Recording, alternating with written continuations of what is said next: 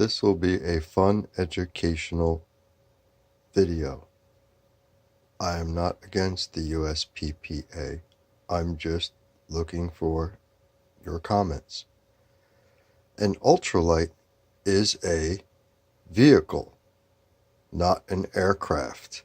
That's according to the FAA's definition under CFR, the Codified Federal Rules, Section 14, Part 103, as it applies to ultralights. An ultralight is a vehicle, not an aircraft.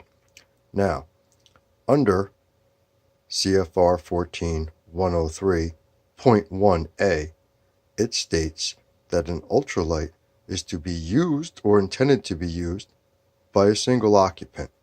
That's basically what it's telling you. You're not required to have any training to fly an ultralight, so if you kill yourself, that's on you.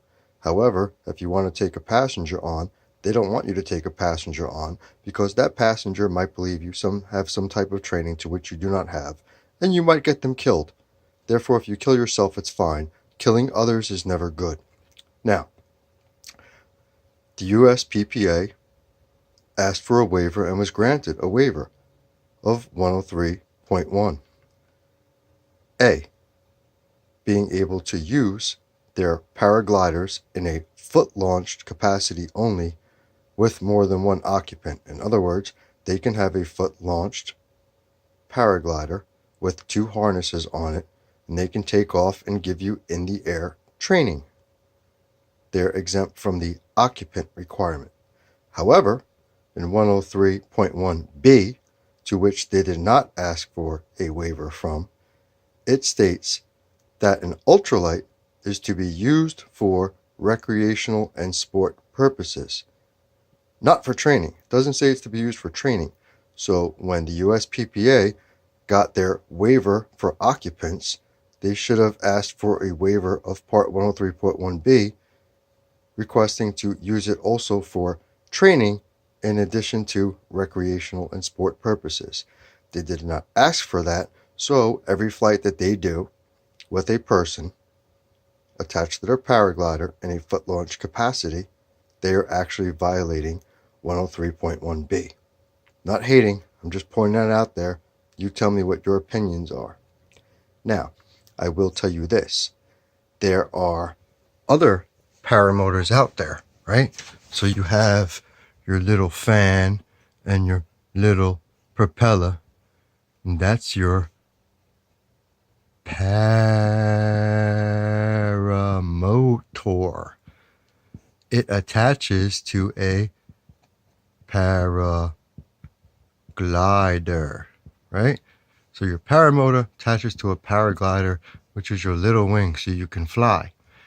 However, if you add these little things to the bottom of it in either a trike or a quad configuration, wheels, then your paramotor is no longer a paraglider, because by adding wheels, you have created what the FAA deems to be a LSA, or a light sport aircraft.